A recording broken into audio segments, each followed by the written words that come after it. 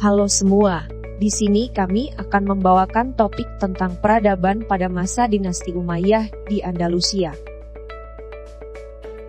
Masuknya Islam ke Spanyol. Spanyol diduduki umat Islam pada zaman Khalifah Al-Walid, yaitu salah seorang khalifah dari Bani Umayyah yang berkuasa di Damaskus. Sebelum penaklukan Spanyol, umat Islam telah menguasai Afrika Utara dan menjadikannya sebagai salah satu provinsi dari dinasti Bani Umayyah. Penguasaan sepenuhnya atas Afrika Utara itu terjadi pada masa pemerintahan Khalifah Abdul Malik. Khalifah Abdul Malik mengangkat Hasan ibnu Nu'man al-Ghassani menjadi gubernur di daerah itu. Pada masa Khalifah Al-Walid, Hasan ibnu Nu'man sudah digantikan oleh Musa ibnu Nusair. Di zaman Al-Walid itu, Musa ibnu Nusair memperluas wilayah kekuasaannya dengan menduduki Aljazair dan Maroko.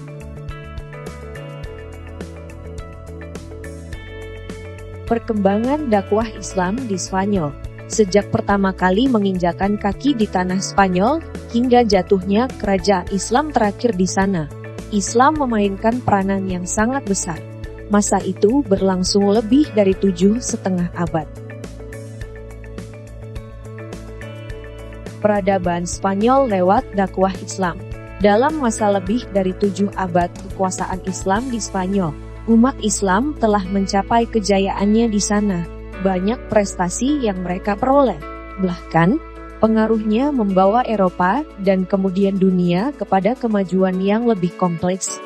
Masyarakat Spanyol Islam merupakan masyarakat majemuk yang terdiri dari komunitas-komunitas Arab Utara dan Selatan, Al-Muwalladun, orang-orang Spanyol yang masuk Islam, Barbar, umat Islam yang berasal dari Afrika Utara, Al-Shatabilah, penduduk daerah antara Konstantinopel dan Bulgaria yang menjadi tawanan Jerman, dan dijual kepada penguasa Islam untuk dijadikan tentara bayaran, Yahudi, Kristen Muzarid yang berbudaya Arab, dan Kristen yang masih menentang kehadiran Islam.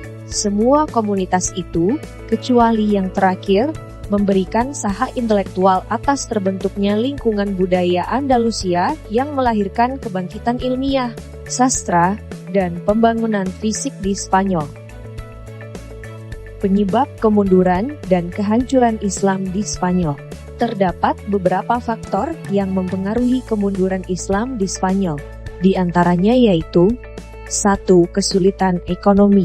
Para penguasa membangun kota dan mengembangkan ilmu pengetahuan dengan sangat serius, sehingga lalai membina perekonomian.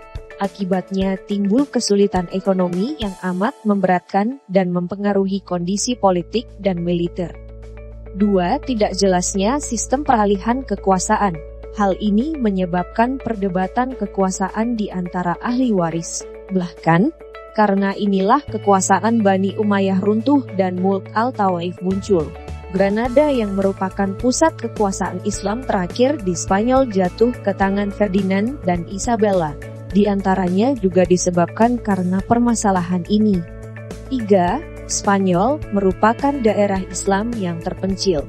Islam Spanyol selalu berjuang sendirian, tanpa mendapat bantuan kecuali dari Afrika Utara. Dengan demikian, tidak ada kekuatan alternatif yang mampu membendung kebangkitan Kristen di sana.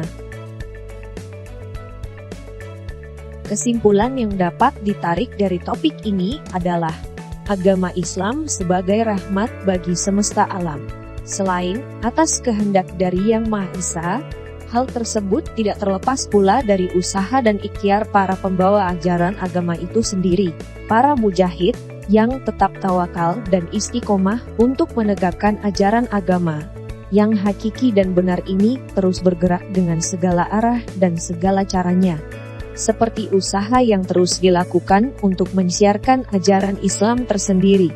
Di antara kelebihan-kelebihan yang dibawakan dan ditawarkan pada ajaran Islam serta budaya orang Islam itu sendiri, masih ada beberapa kekurangan pada para individu tertentu, terkhusus para pemimpin yang seharusnya menjadi uswah untuk umat yang dipimpinnya.